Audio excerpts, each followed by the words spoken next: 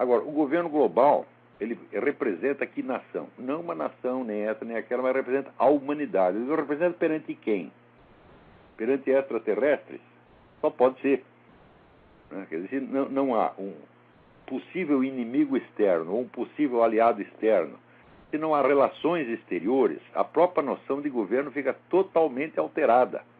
Porque desde que o mundo é mundo, as relações exteriores é uma das funções fundamentais, né, do governo. Quer dizer, o governo é o órgão que representa um povo perante outro, que o defende de outros povos, que o articula com outros povos por relações diplomáticas, comerciais, culturais, etc, etc.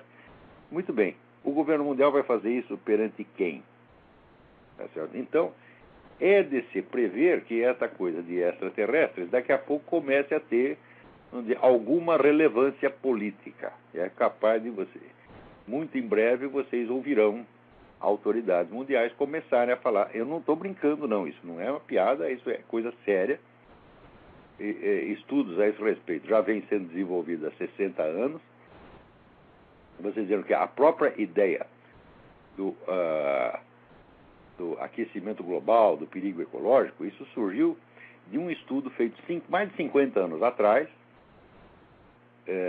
O governo americano e outras entidades juntaram lá um grupo de estudiosos e cientistas para investigar a questão qual seria o substitutivo da guerra, possível substituto da guerra, como fator de unidade social.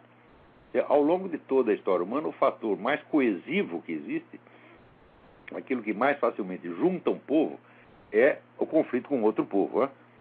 Então, em uma situação de governo mundial, não há, evidentemente, mais guerra. Só a guerra desaparece e é substituída por operações policiais. Quer dizer, se o governo mundial tem que reprimir um povo que está saindo da linha, no seu entender, isso não é uma guerra, é uma simples operação punitiva. Né? É como o Império Mongol. Nós sabemos que o Império Mongol viveu em guerras, mas ele não chamava de guerras, ele chamava de expedições punitivas. Porque, do ponto de vista do Império Mongol, só havia duas regiões no mundo. E havia o Império Mongol e havia as regiões rebeladas. Isso é todo o resto do mundo. Então, o governo mongol não reconhecia outros governos. Só existiam, ele já era um governo mundial no seu próprio entender. Então, só havia o governo mongol e províncias rebeladas. Então, não havia guerra, evidentemente. É uma expedição policial, ou como eles chamavam, expedição punitiva. Agora nós voltamos à mesma situação. Com o governo mundial, se um povo, por exemplo, se recusa a obedecer às normas do governo mundial, pode fazer, não uma guerra, mas uma operação punitiva. Mas a operação punitiva, ela, longe de poder ser um fator de coesão da sociedade, é um fator divisivo. Tá certo? Então ficamos sem a guerra como um fator de coesão da sociedade. Então, reuniram esses cientistas, né, uns 200 mais ou menos, e eles publicaram um negócio que ficou conhecido como The Iron Mountain Report. Iron Mountain porque é o lugar onde eles se reuniam. Esse escrito circulou anonimamente até que o economista John Kenneth Galbraith, ele confessou que ele era um dos autores. Ele disse, não, eu estive lá, participei da reunião, eu sou um dos autores desse negócio. Não posso dizer o nome dos outros, mas se eles quiserem, eles podem fazer como eu e revelar que participaram disso.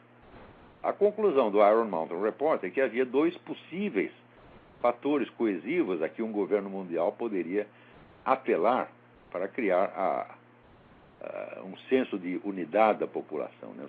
Algo que unificasse toda a população num esforço comum. O primeiro era os extraterrestres, na hipótese de invasão de marcianos. Quer dizer, se a Terra fosse invadida, naturalmente a humanidade, né, se uniria para combatê-los. Né? Como os extraterrestres não parecem estar com muita pressa de fazer isso, né, de invadir o planeta Terra, então sobrava o plano B. O que era o plano B?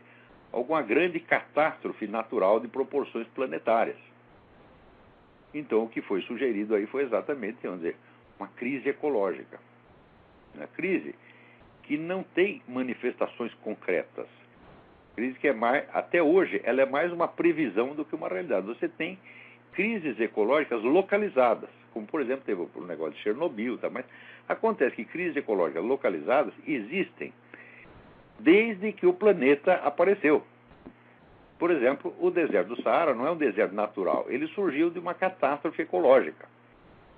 Ali, antigamente, havia floresta ali e sumiu tudo. Então, essas crises ecológicas existem desde que o mundo é mundo. E essa história de que é a indústria, a tecnologia que está criando, fala, olha, isso é apenas uma hipótese que jamais foi provada. Né?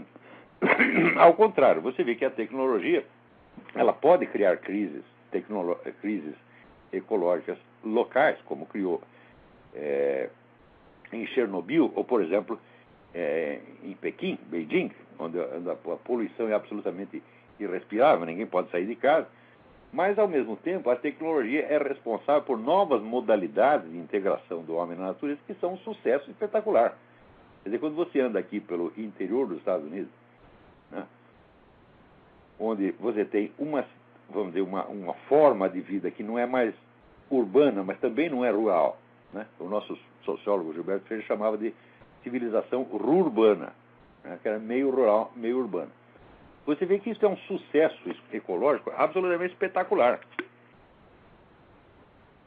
Isso é uma forma de existência social onde você tem todos os confortos da tecnologia e, ao mesmo tempo, a natureza está respeitada. Né? Vamos dizer, é a medida mais revolucionária de todos os tempos, que é a implantação de um governo mundial que vai não apenas centralizar o poder em escala planetária, mas vai mudar a própria natureza do fenômeno chamado Estado. E isso tudo está para acontecer baseado num relatório que foi todo montado por meio de fraude.